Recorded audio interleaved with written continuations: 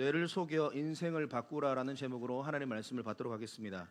2024년도에 출간된, 그러니까 작년이죠, 인생은 당신의 말로 결정된다라는 책이 있습니다. 일본인인데요, 니시 다케유키라는 일본인이 쓴 책인데, 이 책에 보면은 요지가 말을 통하여 인생을 바꿀 수 있다라는 것을 뇌과학적인 측면에서 이야기하고 있는 그런 내용입니다. 그래서 인간의 뇌세포가 한 230억 개 정도 되는데 엄청나게 많죠. 230억 개 중에서 98% 이상의 뇌세포가 말의 영향을 받는다고 합니다. 그러니까 거의 다 말의 영향을 받는다고 볼 수 있는 거죠. 뇌세포가 그만큼 말의 힘이 크다. 그래서 언어 습관을 바꾸어서 놀라운 인생의 성공을 거둔 그러한 케이스들과 사례들을 많이 소개하고 있는 책입니다. 여러분들도 시간 되시면 꼭 한번 보면 좋을 것 같아요. 거기 보면은 재미있는 하나의 어떤 중간에 내용이 나오는데, 무슨 내용이 나오냐면 자신의 생각을 멈추게 하는 세 가지 말. 뭐라고요? 자신의 생각을 멈추게 하는 세 가지 말이 있다라고 말하는 겁니다. 그 말이 뭐냐? 첫 번째, 모르겠어요 라는 말이 자기의 생각을 멈추게 한답니다. 그러니까 모르겠어요라고 하는 순간 뇌가 움직이려고 하는 그 움직임을 멈춘다는 거예요. 그래서 모르겠어요라고, 정말 모르는 걸 물어봤을 때 모르겠어요라고 말하기보다는 글쎄요, 한번 방법을 찾아볼게요 라고 말하는 것이 뇌를 생각하게 만드는 중요한 말이다, 이렇게 이야기하고 있습니다. 두 번째, 할 수 없어요. 저는 못해요. 할 수 없어요 라고 말을 하는 순간 뇌가 할 수 없는 상태를 이미지화 시켜버린답니다. 그래서 생각이 멈춰진답니다. 특별히 자기가 자신 없어 하는 분야일수록 이런 말들이 잘 나온다고 하는데, 그렇게 이 말이 튀어나오려고 할 때 새로운 일이지만 한번 해볼게요 라고 말을 하면 뇌가 훨씬 더 잘 창조적으로 움직인다고 합니다. 세 번째, 또 어떤 말이 자신의 생각을 멈추게 하는가? 알고 있어요. 이건 뭐냐면, 내가 대충 알고 있는 것들 있잖아요. 그것에 대해서 누가 질문해서 나 그거 알아요, 알아, 이 말이에요. 그렇게 말을 하는 순간 또 뇌가 학습을 더 이상 안 해도 된다라고 해서 멈춘답니다. 그래서 내가 알고는 있지만 누가 물어본다면 그래요? 그럼 더 알아보겠습니다 라고 말을 하는 편이 훨씬 더 뇌가 생각을 하는데 좋은 말이다 라고 책에 기록되어져 있습니다. 제가 오늘 왜 이 이야기로 오늘 설교를 시작을 하고 있는가? 오늘 우리 읽었던 역사상 가장 위대한 싸움, 다윗과 골리앗의 싸움에 관한 스토리를 우리가 함께 말씀을 통하여 읽었습니다. 그런데요, 이 놀라운 싸움, 이 놀라운 전쟁, 심지어는 불신자들, 예수를 안 믿는 사람들도 다윗과 골리앗 하면 다 알아요. 이 놀라운 전쟁이 우리가 흔히 칼과 창과 단창, 물맷돌로 싸운 싸움이다라고 생각하는데, 그 이전에 이 싸움의 핵심이 무슨 싸움이었냐면 말싸움이었어요. 왜냐하면 이 본문이 너무나도 유명한 본문이고 너무나도 많은 성도님들이 잘 아시기 때문에 이런 부분을 설교를 한다는 것은 목회자한테 되게 고역입니다. 잘 모르시는 분을 설교를 한다, 부분을 설교한다, 그건 좀 쉬워요. 근데 다 아는 내용을 설교한다는 것은 그만큼 더 새로운 내용을 또 찾아야 되는 부분인데, 칼싸움 이전에 이 싸움은 말싸움이었다, 언어의 싸움이었다라는 것이 오늘 중요한 이 싸움의 포인트입니다. 그래서 후반부에, 오늘 설교 후반부에 제가 좀 자세하게 말씀을 드리도록 하겠습니다. 자, 오늘 이제 본문으로 한번 들어가 볼 텐데요. 이제 골리앗이라는 거인 장수가 등장을 합니다. 사무엘상 17장 4절 말씀인데요. 보면 블레셋 사람들의 진영에서 싸움 도두는 자가 왔는데 그의 이름은 골리앗이요 가드 사람이다. 그의 키는 6규빗 한 뼘이고 머리에는 노투구를 썼고 비늘 갑옷을 입었고 그 갑옷의 무게가 놋 5,000세겔이고 그의 다리는 놋 각반을 쳤고 어깨사는 놋 단창을 메었고 7절에 그 창자로는 배틀채 같고 창날은 철 600세겔이며 방패든 자가 앞서 행하더라. 사진 한번 보여주세요. 성경이 어떤 한 장수에 대해서, 한 사람에 대해서, 군인에 대해서 이렇게 디테일하게 설명을 굳이 할 필요가 있나 싶을 정도로 매우 디테일하게 성경은 이 골리앗에 대해서 설명을 하고 있습니다. 키가 대략 이제 한 규빗이 6규빗 한 뼘인데, 한 규빗은 일반적으로 요 팔꿈치부터 손가락 중지 끝까지입니다. 그러니까 대략 45cm 정도 됩니다. 이게 이스라엘 백성들의 이 수치 단위입니다. 그래서 이걸 센티미터로 환산하면 약 2m 90cm 정도 되는, 거의 한 3m 되는 거인이다라는 거죠. 그가 그냥 무장을 해서 지금 나온 겁니다. 얼마나 큰 사람이고 얼마나 잘 무장을 했는지 성경이 상세하게 묘사를 하고 있고요. 이스라엘 백성들은 저 골리앗 앞에서 부들부들 떨고 있는 상황을 성경은 이야기하고 있는 거죠. 그런데 제가 1절에 한번 말씀드렸습니다. 이 골리앗이라는 거인 장수가 왜 갑자기 성경에 등장했는가? 저번에도 제가 말씀드린, 다시 한번 짚고 넘어가겠습니다. 자, 한번 띄워주세요. 골리앗은요 바로 불순종의 열매입니다. 뭐라고요? 이게 무슨 말인가? 제가 한번 말씀해 드렸는데요. 골리앗은 이스라엘 백성들이 불순종함으로 말미암아 만들어진 악한 열매다 이 말이에요. 이스라엘 백성들이 40년의 광야 생활을 끝나고 가나안 땅에 입성합니다. 그리고 주님이 말씀하십니다. 그 가나안 땅, 지금 이스라엘 땅 모든 가나안 족속을 다 쫓아내라, 진멸하라, 깨끗하게 청소하라 라고 말을 했는데 남아버린 곳들이 있어요. 그 곳 중에서 한 곳이 바로 거인들이 사는 동네가 있었어요. 아낙 족속 들어보셨어요? 아낙 족속, 거인 족속이라고 합니다. 그래서 이 민족들이 살고 있는데 그 아낙 자손이 남아버렸고, 거기에 남아있는 그 사람들이 나중에 모세가 12명의 정탐꾼을 보내서 봤는데 그 거인들을 보고 온 거예요.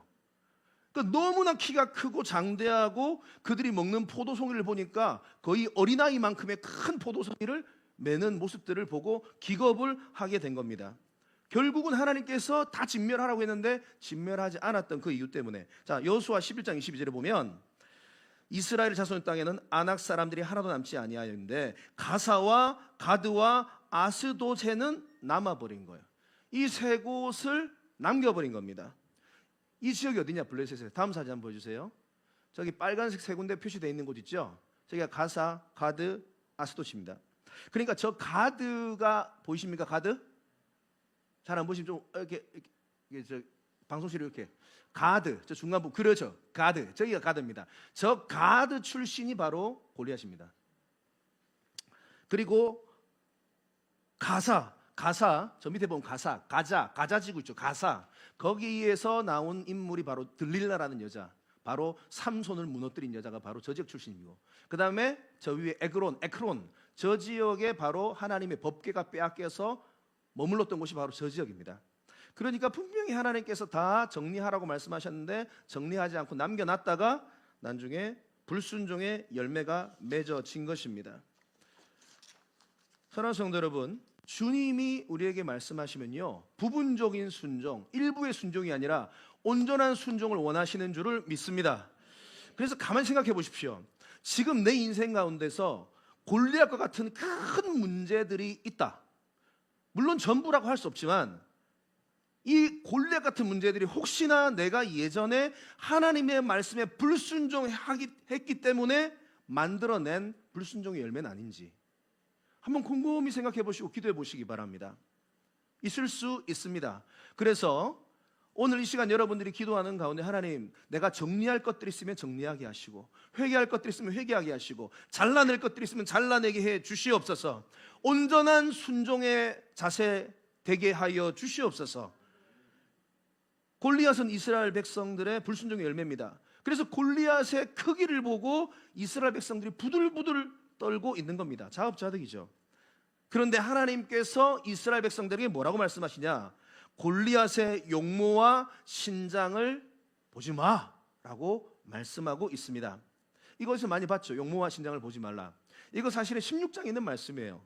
사무엘상 16장 7절, 사무엘 선지자가 이새의 집에 방문해가지고 이제 기름을 부을 사람을 뽑는데 첫 번째 아들 엘리압이 딱 지나가는데 사무엘 선지자가 보고 얼굴도 너무 잘생겨, 키도 커, 준수해 보여. 그래서 이 사람이 하나님께서 왕으로 세우려고 한 사람인가 보다 했는데 하나님께서 뭐라고 말씀하십니까? 사무엘, 그의 용모와 키를 보지 마. 난 그를 버렸어. 나 여호와는 뭐를 본다고요? 중심은. 사람은 외모를 봐요. 그렇죠. 사람은 키를 봐요. 사람은 용모를 봐요. 사람은 스펙을 봐요. 사람은 조건을 봐요. 근데 주님은 뭐를 보신다고요? 중심을 본다. 이 말씀이 사실은 사무엘상 16장에서 끝나는 게 아니라 그 하이라이트가 오늘 17장이에요. 이해가 되십니까? 용모와 지금 모든 사람들이 골리앗의 용모와 키를 보고 완전히 두려움에 사로잡혀서 영혼이 마비된 상태가 돼버린 거죠. 사무엘상 17장 11절에다 보면 이 말을, 골리앗의 말을 듣고 크게 두려워했다. 그러니까 골리앗의 키와 말을 듣고 사람들이 두려움에 사로잡혀 버린 거예요. 사무엘상 17장 24절에 보면 그 사람을 보고 심히 두려워, 너무나 무서운 거예요. 겁에 질려버린 거예요. 그래서 사무엘상 17장의 결론은 뭐냐면 골리앗의 용모와 신장을 보면 그 순간 우리는 두려움에 사로잡힌다라는 게 결론이에요. 사진 한번 보여주세요. 너무나도 거대하고 너무나도 무서운 저 모습을 보고 이스라엘 백성들이 완전히 마비가 돼버린 겁니다. 영혼이 마비가 된 겁니다. 사랑하는 성도 여러분, 골리앗은요 우리 인생에서 만나는 많은 문제들을 상징해요. 그런데 이 문제들을 만나면 사람들은 언제나 문제의 크기를 이야기해요. 그렇지 않아요, 여러분? 야, 내가 지금 직면한 문제가 지금 이렇게 커. 목사님, 지금 내가 이 문제를 당했는데 너무너무 힘듭니다. 손 쓸 수가 없어요. 이미 늦어버렸어요. 이 문제 도저히 내가 감당할 수 없어요. 이 문제의 크기에 사로잡힌다 이 말이에요. 가나안 땅에 정탐하러 간 12명의 정탐꾼 중에 10명의 정탐꾼도 똑같아요. 그 거인족 속의 용모와 키를 보고 두려워버립니다. 민수기 13장 28절 보십시오. 그 땅 거주민은 강하고 성읍은 견고하고 심히 클 뿐 아니라 거기에서 누구를 봤다고요? 아낙 자손, 거인 자손을 본 겁니다. 32절 이스라엘 자손 앞에서 그 정탐한 땅 악평하여 이르되 우리가 두루다니며 정탐한 땅 그 거주민을 삼키는 땅이요 거기서 본 모든 백성은 신장이 장대한 자들이며 거기서 네피림 후손인 아낙 자손의 거인들을 보았나니 보았다 이 말이죠. 우리는 스스로 보기에도 메뚜기 같으니 그들이 보기에도 그랬을 것이다. 그러니까 이 문제에 크게 사로잡히면 어떤 현상이 벌어졌냐면 두려움이 사로잡히면서 자존감이 깨져요. 아, 나는 메뚜기 같아. 나는 보잘것 없어. 아, 그래, 난 안 되지. 아, 그래, 나는 어려워. 그러니까 이게 다 연쇄적으로 벌어지는 일들이에요. 큰 문제 앞에 봉착당하면. 이 아낙 자손에 대해서 잠깐만 저번에도 일전에 옛날에 한번 말씀드린 것 같은데 한번 사진을 보여주시겠어요? 아낙 자손, 그 거인들이 살고 있는 그 지역에 포도 한 송이 크기가 저 정도. 크죠? 거봉 아무리 큰 거 가져와도 우리 한 요만큼 되나? 그런데 거의 이제 아이만한 엄청난 크기의 포도가 이제 또 나는. 자, 그런데 이 지금도 많은 고고학자들이 발견하면서 연구하고 있는 게 뭐냐면 이 거인들이에요. 다음 사진 보여주세요. 지금도 엄청난 크기의 이 해골들이, 뼈들이 발견이 됩니다. 여러분 다 한 번쯤은 다 이런 부분들을 뭐 보시거나 접해 보셨으리라 믿습니다. 다 저만한 사람들이 살다가 죽어서 이렇게 뼈가 남아 있는 거예요. 다음 사진 보여주세요. 거인들이에요. 거인들. 이 사람들이 바로 아낙 자손들입니다. 네피림의 후손들입니다. 이런 사람들이 가나안 땅에 살았다 이 말이에요. 그러니까 어마어마한 사람들이 살았습니다. 그러니까 이 사람들을 보니까 그 12명의 정탐꾼 대다수가 두려움에 바들바들 떨면서 영혼이 마비가 되어져 버린 거죠. 문제 크기만 본 거죠. 자, 넘어가서요. 민수기 14장 1절과 2절에 보면은 이제 그 10명의 정탐꾼의 보고를 듣고 온 회중이 소리를 높여 부르짖으며 백성이 밤새도록 뭐 했다고요? 통곡해요. 그리고 이스라엘 자손이 다 모세와 아론을 원망해요. 문제에 사로잡히면 도저히 이 문제가 해결이 안 될 것 같아. 그 문제에 사로잡히면 나오는 증상들입니다. 원망해요. 불평해요. 울어요. 자존감이 떨어져요. 다른 사람들을 향해서 원망하고 불평해요. 그리고 마지막에 광야에서 죽었으면 좋았을 극단적인 얘기까지 하는 거예요. 죽음을 이야기하는 겁니다. 아낙 자손을 본 정탐꾼들, 골리앗을 본 이스라엘 백성들 지금 똑같은 반응을 보이고 있습니다. 자, 그렇다면 우리에게 이제 하나님은 뭐라고 말씀하시냐? 이런 거대한 문제, 골리앗과 같은 아낙 자손과 같은 문제들이 끊임없이 우리 인생에 계속해서 나타나는데 주님은 한마디 뭐라고 말씀하시냐? 문제의 크기를 보지 말라. 아멘이십니까? 문제의 크기를 보지 마라. 모든 사람들이 골리앗의 키 얘기합니다. 신장 얘기합니다. 그런데 그 상황에서 유일하게 한 사람만 골리앗의 신장을 얘기하잖아요. 그 사람이 누군지 아세요? 다윗입니다. 다윗은 골리앗의 키가 뭐 3m든 4m든 5m 상관없어요. 한 번도 이야기하잖아요. 왜요? 다윗은요, 골리앗보다 더 크신 하나님을 보기 때문에 그래요. 다윗은 우리의 문제보다 더 크신 하나님을 보기 때문에, 그 하나님을 신뢰하기 때문에 두렵지 않는 거예요. 그러니까 영혼이 마비가 안 되는 거예요. 원망과 불평과 통곡이 안 나오는 거예요. 이게 결국은 하나님 백성과 그렇지 않은 백성의 차이입니다.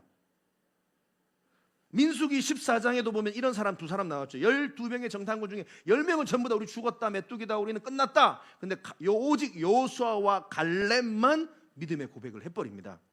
민수기 14장 6절 9절에 보면, 8절에 보면 여호와께서 우리를 기뻐하시면, 이 말은 무슨 말이냐면, 우리가 주님께서 보실 때 기뻐할 만한 삶을 살아내면, 그런 믿음을 살아내면 우리를 그 땅으로 인도해 드리실 것이고 그 땅을 우리에게 주실 것입니다. 젖과 꿀이 흐르는 땅입니다. 자, 9절 말씀. 다만 여호와를 거역하지 마십시오. 그 땅 백성을 두려워하지 마십시오. 그들은 우리의 오히려 뭐다? 먹이라. 옛날 성경으로 밥이다. 와, 멋있는 표현을. 여러분, 이게 진짜 하나님의 사람이에요. 문제보다 크신 하나님을 본 순간 두려움이 사라져요. 오히려 저 문제가 만만하게 보여요. 그들은 우리의 보호자는 그들에게서 났고 여호와는 우리와 함께 하시느니라. 아멘, 아멘. 여러분, 문제를 크게 보지 마시고요, 그 문제를 해결하실 크신 주님을 바라보시길 바랍니다. 어떤 불치병의 문제가 있다 할지라도, 어떤 관계의 문제가 있다 할지라도, 어떤 재정적인 문제가 있다 할지라도 주님보다 그 문제가 작음을 여러분 꼭 믿으시기를 바랍니다. 그래서 우리 이런 찬양 항상 부를 때마다 힘이 되잖아요. 아무것도 두려워 말라, 주 너의 하나님이 지켜주시네. 놀라지 말라, 겁내지 마라. 아멘이십니까? 문제보다 크신 하나님을 꼭 발견하시는 은혜가 있기를 바랍니다. 자, 드디어 이제 우리 주인공 다윗이 등장을 하는데요, 이스라엘 백성들은 막 다 얼어 있어요. 근데 다윗이 딱 등장하는데 성경이 재미난 표현을, 등장하기 전에 재미난 어떤 설명을 하나 붙이고 있습니다. 사무엘상 17장 15절인데요 같이 한번 읽겠습니다. 시작.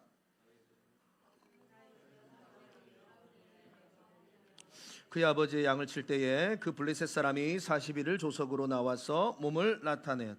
다윗이 등장하는데 15절에 보면은 좀 독특한 하나의 설명이 나오죠. 다윗은 사울에게로 왕래하며 베들레헴에서 그의 아버지 양을 쳤다라고 굳이 15절을 넣지 않아도 될 것 같은데 성경이 넣었다. 그럼 왜 넣었을까? 이유가 있다 이 말이에요. 그가요, 온 이스라엘 백성들이 지금 두려움에 사로잡혔는데 다윗은 여전히 목동으로 양을 치고 있고 필요하면 지금 궁중악사 노릇을 하고 있는 겁니다. 다시 말하면 다윗은 지금 투잡을 뛰고 있는 거예요. 투잡. 다윗이 어떻다고요? 투잡 인생을 살아가고 있다고. 지난주 16장에 보면은 다윗이 사울의 어떤 그 놀라운 상황을 통해서 궁중악사로 취업이 됐잖아요. 그런데 다윗이 계속 왕궁에 있는 게 아닙니다. 사실은 통근을 하고 있어요. 필요할 때만 가서 악기 연주해주고 사울 왕의 악령을 쫓아주고 또 집으로 와서 뭐합니까? 양을 치고 있어요. 이게 참 오늘 중요한 포인트입니다. 원래 보통 투잡을 한다. 그럼 왜 할까? 사람들이 돈 더 많이 벌려고 하잖아요. 그런데 다윗은 돈을 벌려고 하는 게 아니에요. 만약에 다윗이 돈을 더 많이 벌리면 왕궁에만 있어야죠. 사울왕과 더 가까이 친해지면 되잖아요. 그런데 다윗은 그런 게 관심이 없어요. 왜 자꾸 집으로 오는가? 왜 양을 돌보는가? 다윗 말고는 이 양을 칠 사람이 없어요. 한번 곰곰이 생각해 보세요. 다윗 말고는 이 양을 칠 사람이 없어요. 보면은 그래서 다윗이 나중에 아버지 심부름을 갈 때에 이 양들을 형에게 안 맡깁니다. 자, 사무엘상 17장 20절에 보면 다윗이 아침에 일찍 일어나서 양을 어떻게 했다고요? 양 지키는 자에게 맡겼다, 이런 표현이 있죠. 그러니까 형들에게 맡긴 게 아닙니다. 집에는 8형제가 있어요. 그런데 3명은 군대를 갔어요. 5명 남았어요. 그럼 분명히 다윗은 막내예요. 그러면 그 위로 또 4명의 형이 있다 이 말이죠. 그런데 그 4명의 형들에게 양을 맡기지 않았다. 이게 무슨 말일까요? 그 형들은 그 양에 관심이 없는 거야. 그 양을 돌볼 줄도 모르는 거예요. 힘들고 어렵고 이 위험한 일 형들은 안 하고 싶은 거예요. 그러니까 양을 돌볼 사람이 누구밖에 없다? 다윗밖에 없다. 그러면 혹시 뭐 이 양이 엄청나게 많아서 그런 거 아니냐? 또 성경을 볼게요. 17장 28절에 보면 엘리압이 다윗에게 말하면서 들에 있는 양들을 누구에 맡겼느냐 할 때 이 양들을 영어 성경으로 보면은 few sheep이라고 나와 있습니다. 이게 무슨 말이냐면 몇 마리밖에 안 된다 이 말이에요. 그러니까 엄청나게 많은 수십 수백 마리 양이 아닙니다. 기껏 해봤자 열 몇 마리 요 정도밖에 안 되는 양을 지금 다윗이 치고 있는 거죠. 다시 말해 이 양들은 별 관심과 사랑을 받지 못하는 양들이었고 다윗은 이 양들을 버릴 수 없었던 것이고 이 양들 중에 한 마리라도 사자와 곰에게 물려가면은 가서 그 입을 벌려서 다시 구해왔던 양들이고 자신의 생명과도 같은 양들이었다는 것입니다. 여러분, 이것이 바로 다윗의 중심이에요. 이것이 바로 다윗의 마음인데요, 그 마음은 바로 아비의 마음이 있어요. 그 마음은 바로 다시 말하면 예수의 마음이 있는 거예요. 다윗의 마음에는요 예수의 마음이 있었어요. 잃어버린 한 마리 양을 찾아 이리저리 온 들판을 헤매는 한 목자와 같이 다윗은 그런 예수의 마음으로 양들을 돌아봤던 것입니다. 그 마음이 있으니, 아비의 마음이 있으니 주님의 눈이 그 다윗에게 집중이 된 것입니다. 다윗은요 진짜 목자였어요. 다윗은 진짜 목자였어요. 양떼에 관심이 없는 목자들 참 많아요. 가짜 목자들 많아요. 에스겔 34장 5절에 보면 목자가 없으므로 양들이 흩어지고 들짐승들의 밥이 된다 이런 표현이 있죠. 에스겔 34장 8절에도 보면 목자가 없기 때문에 내 양떼가 노략거리가 되고 들짐승들의 밥이 된다. 그러니까 지금 하나님의 관점, 하나님의 탄식, 목자가 없으면 반드시 양들은 흩어지고 잡아먹히는데 온 땅을 두루 감찰하시다가 이상한 목자를 하나 만납니다. 이름이 다윗이에요. 그런데 이 다윗은 몇 마리 되지도 않는 그 양을 자기의 목숨을 다해서 지키는 겁니다. 사자와 곰이 물어가면 달려가서 생명을 걸고 쫓아옵니다. 구해옵니다. 그리고 출새길이 열렸어요. 그런데도 그 출새길도 마다하고 끝까지 이 양을 버리지 않는 것입니다. 통분하면서 이 양을 돌아보는 거죠.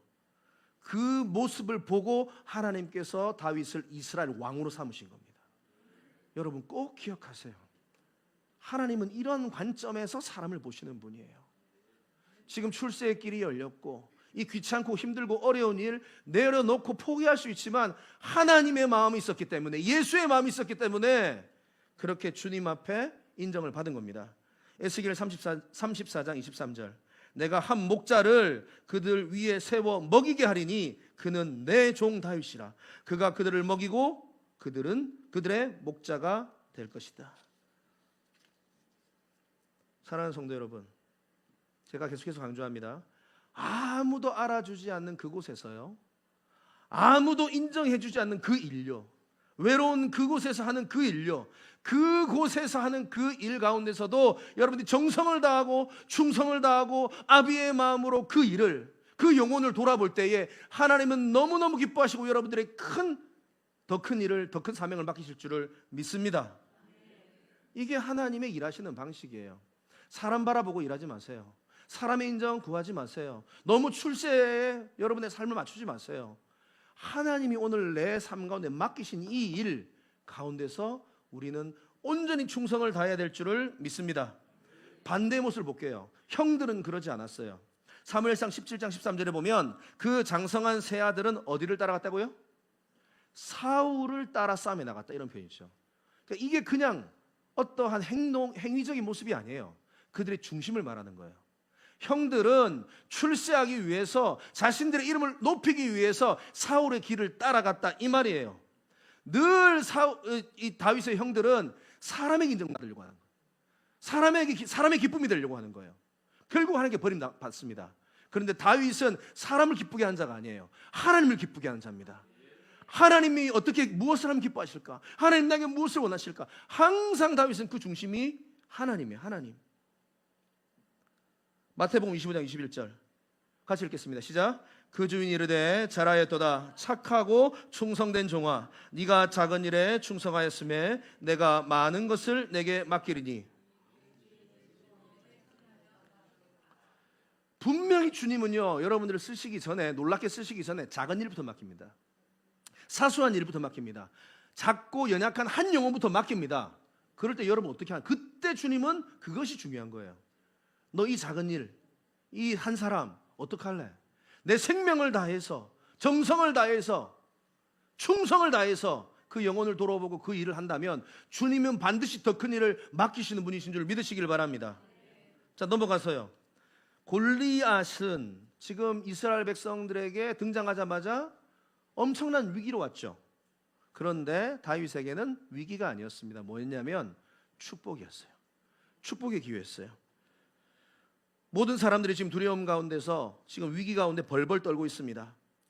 왜 축복의 기회냐? 다윗에게는 바로 골리앗 때문에 다윗이 이스라엘의 일약 스타가 되는 거예요. 우리 인생을 살다 보면요, 골리앗 같은 문제를 반드시 만납니다. 큰 위기를 경험하게 됩니다. 근데요, 그 문제가 여러분들을 마비시키고 여러분들을 무너뜨릴 수도 있고요, 그 문제가 여러분들을 스타로 만들 수도 있어요. 사도행전 27장에 보면은 사도 바울에게도 큰 위기가 옵니다. 포로의 신분으로 이탈리아 로마로 지금 후송되어져 가는 가운데 유라굴로라는 큰 폭풍이 붑니다. 배가 뒤집어지게 됩니다. 그런데 이 위기 가운데서 처음에는 죄수의 신분이었던 바울의 말 아무도 안 들어요. 그런데 이 폭풍이 일고 막 배가 막 난파가 되고 그런 상황에서 모든 사람들이 다 사도 바울의 말을 들어요. 무슨 말이에요? 위기가 사도 바울에게는 축복의 기회였다 이 말이죠. 다윗 아무도 주목 안 했어요. 언제부터 사람들이 다윗을 주목하기 시작했을까요? 골리앗이 등장하니까. 여러분 기억하십시오. 오늘 이 시대가 참 어렵다고 말합니다. 코로나 시대보다 더 어렵다고 말합니다. 경제적으로도 힘들고요, 정치적으로도 너무 혼란스러운 상황입니다. 그런데요, 이 위기라고 생각하는 이 시대 가운데서요, 저는 반대로 생각합니다. 이 위기가 저한테는, 여러분들에게는, 우리 미라클 교회에는 큰 축복의 기회인 줄 믿습니다. 우리에게 이 골리앗 같은 문제, 건강의 어려움의 문제, 관계의 어려움의 문제, 지금 내 힘으로 도저히 해결이 안 되는 이 문제가요, 지금 너무나도 넘기 힘든 이 문제가요, 사실은 하나님이 주신 축복의 기회입니다. 이거 발견하셔야 돼요. 골리앗은요, 다윗에게는 너무너무 귀한 존재예요. 골리앗 없었다면 다윗도 없었을 수도 있어요. 물론 다른 일로 아시겠지만 골리앗이 등장함으로 말미암아 다윗이 역사적인 인물을 급부상해 버리잖아요. 지금 여러분들에게 힘든 일들이 있잖아요. 그거 한번 생각해 보세요. 그 문제가 여러분들을 무너뜨리려고 하나님 허락하신 게 아니라 여러분들을 세우시기 위해서 허락하신 축복의 기회다 이 말이에요. 분명히 이것을 잊지 마시기를 바랍니다. 한 가지만 더 말씀드리고 마치겠습니다. 제가 서두에도 말씀을 드렸지만 이 전쟁은, 오늘 다윗과 골리앗의 전쟁은 칼과 창의 전쟁이 아닙니다. 바로 칼싸움 이전에 말싸움이 있었다 이 말이에요. 사무엘상 17장에 보면은 말로 하는 전쟁이에요. 먼저. 그래서 말들의 전쟁에서 우리는 먼저 승리해야 될 줄을 믿습니다. 골리앗이요 등장합니다. 40일 동안 조속으로 나와서 계속 이스라엘 백성들을 저주하고 하나님을 저주하고 무시하는 말들, 죽이는 말들 계속합니다. 그래가지고 부들부들 떨었죠. 그런데 보세요, 칼싸움 안 했어요. 그 40일 동안 이스라엘 백성들 한 명도 안 죽었습니다. 계속 말싸움만 걸어온 거예요. 사무엘상 14장에 보면은 그 마지막 블레셋과 전쟁에서 요나단과 병기든 자가 계곡으로 올라가서 블레셋 사람들 몇 명을 죽이는데 그때 블레셋 군대가 부들부들 떨고 완전히 그냥 전세가 역전이 되죠. 그런데 오늘 본문은요, 골리앗이 지금 40일 동안 한 명도 죽였다 안 죽였다? 안 죽였는데 이미 끝나버린 거예요. 왜 그러냐? 말에 힘이 있기 때문에 그런 거예요. 사무엘상 17장 11절에 보면 블레셋 사람의 이 말을 듣고 뭐했다? 놀랐다. 골리앗의 싸움 실력을 보고 놀란 게 아닙니다. 골리앗의 말을 듣고 놀라고 기겁하고 마비가 온 거예요. 40일 내내 골리앗은 모욕적인 말, 저주의 말, 죽이는 말, 깔아뭉개는 말을 한 겁니다. 이스라엘 백성들은 그 말로 40일 동안 큐티한 거예요. 계속 묵상한 거예요. 그래, 맞아, 우리는 안 돼. 그래, 저 말이 맞아, 우리는 힘들어, 어렵다, 끝났다. 이 전쟁에서 가장 중요한 포인트는요, 말입니다. 다윗이 골리앗을 만나게 된 이유도 말 때문입니다. 무슨 말이냐? 사무엘상 17장 20절에 보세요. 다윗이 곁에, 지금 도시락 배달하러 왔는데 곁에 서 있는 사람들에게 말하여 이르되, 이제 다윗이 말을 꺼낸 거예요. 이 블레셋 사람을 죽여, 골리앗을 죽여 이스라엘의 치욕을 제거하는 사람에게는 어떠한 대우를 하겠느냐? 이 할례 받지 않는 블레셋 사람이 누구이기에 살아계신 하나님의 군대를 모욕하느냐? 믿음의 의분이 일어나가지고 말을 딱 시작한 거예요. 그 말을 했기 때문에 사울 왕 앞에까지 가게 된 겁니다. 사무엘상 17장 31절, 어떤 사람이 다윗이 뭐예요? 한 말을 듣고 그것을 사울에게 전하였으므로 사울이 다윗을 부른 겁니다. 이 말이죠. 그러니까 다윗이 먼저 찾아간 게 아니에요. 사울이 불렀어요. 다윗은 말만 했어요. 그리고 사울 왕을 만나서 사울 왕에게 믿음의 말을 해버립니다. 자, 사무엘상 17장 32절, 다윗이 사울에게 말하되, 말합니다. 그로 말미암아, 골리앗으로 말미암아 사람이 낙담하지 말 것이라. 주의 종이 가서 저 블레셋 사람과 싸우겠습니다. 믿음의 말을 시작하는 거예요. 지금 믿음의 말. 사진 보여주세요. 걱정하지 마세요. 낙심하지 마십시오. 주의 종인 내가 가서 저 블레셋 골리앗 내가 박살내겠습니다. 죽여버리겠습니다. 와, 멋진 말이죠. 와, 그런데 사울이 또 말로 그를 말립니다. 33절에 보면 사울이 다윗에게 이르되, 말로 한다 이 말이에요. 네가 가서 저 블레셋 사람과 싸울 수 없으리니 너는 소년이다. 그는 어려서부터 용사다. 그러니까 말로 사울 왕이 또 죽이고 있는 거예요. 사울을. 그러니까 이 다윗을. 이걸 영적으로 보셔야 된다 이 말이에요.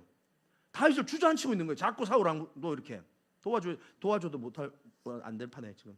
다윗이 근데 또 말로 이걸 싸웁니다. 자, 17장 34절에 보면 보세요. 다윗이 사울에게 뭐하다? 말하되. 지금 말싸움이 계속 일어나고 있는 거예요. 주의 종이 아버지의 양을 지킬 때에 사자나 곰이 와서 양떼에서 새끼를 물어가면 내가 따라가서 그것을 치고 그 입에서 새끼를 건져내었고, 그것이 일어나 나를 해하고자 하면 내가 그 수염을 잡고 그것을 쳐 죽였나이다. 이것은 간증의 말이에요. 내가 만난 하나님, 내가 경험한 하나님, 살아계신 하나님, 공중에 떠있는 하나님이 아니라 오늘 내 삶 가운데 함께 하신 하나님, 함께 하셨던 하나님, 간증의 말로 사울의 말을 막아버립니다. 37절, 또 다윗이 이르되, 또 말합니다. 여호와께서 나를 사자의 발톱과 곰의 발톱에서 건져내셨은즉 나를 이 블레셋 사람의 손에서도 건져내실 겁니다. 할렐루야. 지금 다윗은, 지금 우리가 칼이, 창이 지금 전혀 움직이지, 말로 지금 계속 싸움을, 이 영적인 부분이에요. 이걸 잘 여러분께서 지금 영적으로 보셔야 됩니다. 그런데 또 사울은 막 자꾸 부정적으로 다윗을 못 나가게 하죠. 근데 다윗은 믿음의 말을 하죠. 그러니까 부정적인 말, 악한 말, 안 된다는 말, 아니야, 된다, 하나님 믿음의 말, 긍정의 말, 계속 이 말싸움이 일어났고 결국은 다윗이 이겨냈고 골리앗 앞에 서게 된 것입니다. 자, 골리앗 앞에 섰습니다. 근데 골리앗 앞에 섰는데도 재밌는 상황이 벌어져요. 바로 안 싸워요. 또 말싸움이 시작됩니다. 자, 17장 43절 보세요. 블레셋 사람이 다윗에게 뭐라고요? 이르되, 또 말을 하는 겁니다. 네가 나를 괴로 여기고 막대기를 가지고 내게 나왔느냐 하고 그의 신들의 이름으로 다윗을 저주하고, 말로 저주를 한다 이 말이에요. 지금 다윗을. 44절, 그 블레셋 사람이 또 다윗에게 이르되 내게로 오라. 내가 네 살을 공중의 새들과 들짐승들에게 주리라. 골리앗 말 많은 사람이에요. 골리앗 말 많은 사람입니다. 지금 굳이 이 말 안 해도 되거든. 바로 그냥 나무 칼로 찔러 뭐 어떻게 하면 되는 거 아니에요. 근데 왜 구구절절히 저렇게, 지금 영적인 싸움이다 이 말이에요. 지금 말로 지금 계속 지금 기선제압은 말로 하는 거예요. 근데 이 말이 그냥 말해 영적인 어떤 그 지금 영적인 세력이 부딪히고 있는 거예요. 이 사단의 영과 성령의 영이 부딪히고 있는 거예요. 지금 골리앗이 계속 말합니다. 저주합니다. 다윗도 지지 않습니다. 믿음의 말 또 합니다. 17장 45절, 다윗이 블레셋 사람에게 이르되 너는 칼과 창과 단창으로 내게 나오거니와 나는 만군의 여호와의 이름 곧 네가 모욕하는 이스라엘 군대 하나님의 이름으로 내가 너에게 나아간다. 전쟁은 너에게 속하는 것 아니야. 여호와께 속한 것인즉 그가 오늘 너희를 우리 손에 넘기실 것이다. 칼싸움 이전에 이미 말싸움을 하고 있는 겁니다.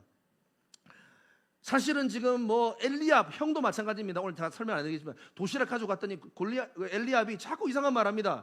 야, 너 이 뭐 지금 장난하러 왔니? 뭐하니 지금 뭐 이게 놀이터니? 막 이러면서 막 계속 엘리압이 동생을 막 이렇게 죽입니다. 그런데 상대를 안 해버립니다. 또 다윗은. 그러니까 결국은 말싸움이 계속 이래. 저주하고 무시하고 포기해라, 거짓말을 하고. 사랑하는 성도 여러분, 우리 인생에 한번 적용해 봅시다. 우리가 매일 전쟁하는데요, 물질 전쟁, 돈 전쟁 같죠? 아닙니다. 아니에요. 건강의 전쟁 같죠? 아닙니다. 관계의 전쟁 같죠? 아닙니다. 1차적으로 말 전쟁이에요. 여러분들에게 있는 지금 이 거대한 골리앗과 같은 문제 앞에 서서 여러분들은 무슨 말을 이번 주에 하셨습니까? 무슨 말을 하시고 어떠한 결과로 오늘 이 자리에 오셨습니까? 우리가 하는 말에는요, 왜냐하면 힘이 있기 때문에 그래요. 우리는 완전히 이 세상에 어떤 존재, 다른 존재예요. 창조의 힘이 있어요. 우리 말에는. 제가 일전에 말씀드렸죠. 우리 말에는 창조할 수도 있는 힘이 있고요, 파괴시킬 수도 있는 힘이 있어요. 이유는 왜? 우리가 하나님의 형상으로 지음받았기 때문에 그래요. 죄로 말미암아 깨어졌지만 예수로 말미암아 회복된 줄을 믿습니다. 그래서 우리는 그냥 오늘 내뱉는 이 무심히 던지는 이 말이 우리 가족을 살릴 수도 있고 죽일 수도 있어요. 내가 내 자신에게 던지는 이 말이 나를 살릴 수도 있고 죽일 수도 있는 겁니다. 이 땅의 수많은 골리앗들은요, 우리를 향해서 날마다 저주의 말을 내뱉어요. 너 안 돼. 너 그래가지고 되니? 너 많이 못 배웠잖아. 너 가난하잖아. 너 상처 많잖아. 너 인격이 문제가 많잖아. 너 아프잖아. 너 안 돼. 세상은 끊임없이 우리를 주저앉히는 말을 하고 있습니다. 여러분, 그때 어떻게 해야 돼요? 그 말을 귀담아 들으실 때 많았잖아요. 들었잖아요, 여러분들이. 여러분들의 부모님들이 여러분들에게 함부로 이야기하고 저주하고, 또 여러분 친구들이 또 이상한 얘기하고, 주변의 직장 상사들이 여러분들 이상한 말 할 때 여러분 그걸 귀담아 들었잖아요. 아, 그래, 맞아. 난 원래 그런 인간이야. 난 부족해. 안 돼. 아, 그래, 난 안 되지. 뭐 여기까지. 여러분 들으면 안 돼. 이런 악한 말들이 들어올 때는 여러분 귀를 막으시기를 바랍니다. 막으시기 바랍니다. 절대로 들으면 안 돼요. 이걸 듣는 순간 우리 영혼이 깨져버려요. 우리 영혼이 마비가 와요. 두려움에 사로잡혀요. 아, 어떻게 할 줄을 몰라요. 그때는 귀를 막고 어떻게 되냐? 다윗처럼 믿음의 말을 해야 될 줄 믿습니다. 너는 칼과 창과 단창으로 내게 나오지만 나는 만군의 여호와의 이름으로 나간다. 주님이 나와 함께 하시면 우리는 반드시 승리한다. 주님이 나와 함께하면 나는 반드시 승리한다. 주님이 우리에게 놀라운 일을 행하실 거야. 여러분의 입을 하나님은 날마다 주목하고 계세요. 무슨 말 하나, 무슨 말 하나, 무슨 말 하나. 그래서 오늘 우리가 읽었던 암송 말씀, 자, 민수기 14장 28절. 그들에게 이르기를, 이거 12정탐꾼들을 통해서 이스라엘 백성들이 완전히 이 말씀이 퍼져버린 거예요. 부름에 떨었어요. 주님이 화가 났어요. 그들에게 이르기를, 여호와의 말씀에 내 삶을 두고 맹세하노라. 너희 말이 내 귀에 들린 대로 내가 너희에게 행하리니. 우리가 이 광야에서 죽었으면 다 좋았을 것을. 광야에 다 죽어버렸어요. 하나님께서는 우리가 뭐 시키는 대로 하는 어떤 부하의 개념은 아닙니다. 뭐냐? 중심을 본다 이 말이에요. 너가 무슨 말을 하는지 그 말 한 대로 그들의 인생은 따라가 버린 겁니다.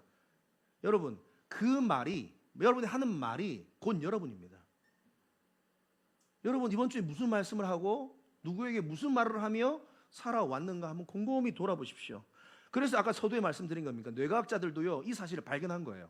발견만 했지 이게 왜 이런 일이 벌어지고 그 원인 규명이 안 돼. 왜? 하나님에 대한 접근이 없으니까. 이건 성경에 대한 접근이 나와야 되거든요. 하나님이 인간을 하나님의 형상으로 만들었기 때문에, 우리 안에 영혼이 있기 때문에 우리의 말에 힘이 있는 것입니다. 사랑하는 성도 여러분, 앞으로 우리가 무슨 말을 하며 살아가겠습니까? 오늘 우리가 한번 깊이 오늘 이 시간을 통해서 우리 자신을 돌아보는 은혜가 있기를 바랍니다. 말씀을 마무리하도록 하겠습니다. 꼭 여러분 이렇게 말씀하세요. 저를 따라하세요. 자, 저를 따라하세요. 이제 여러분 말을 바꾸셔야 돼요. 나는 하나님의 사랑받는 아들이야. 시작. 나는 하나님의 사랑받는 딸이야. 더 크게 하세요. 나는 하나님이 사랑하는 아들이야. 나는 하나님이 사랑하는 딸이야. 나는 하나님의 걸작품이야. 주님은 나의 선한 목자셔. 주님이 나를 가장 복된 길로 인도하실 거야. 가장 복된 길로 인도하실 거야. 나는 잘 될 수밖에 없어. 주님이 나와 함께 하셔. 여러분 이 고백을 끊임없이 고백하시기를 바랍니다. 여러분 어떤 존재인지 아세요? 여러분들은 이 세상에 가장 값진 존재입니다. 우리 주님께서요 하나밖에 없는 아들과 여러분을 바꾸신 거예요. 여러분들은 가치 없는 존재가 아닙니다. 여러분들은 무가치한 존재가 아닙니다. 이 세상 그 무엇보다도 가치 있는 존재입니다. 꼭 여러분들의 인생 가운데 온전한 순종을 통하여 예비된 축복을 다 받아 누리시기를 바랍니다. 문제보다 더 크신 하나님을 날마다 경험하시기를 바랍니다. 여러분에게 맡겨진 작은 일 속에 최선을 다하고 충성 다하시기를 바랍니다. 골리앗과 같은 위기가 왔을 때 위기가 아니라 축복의 기회로 바꾸시기를 바랍니다.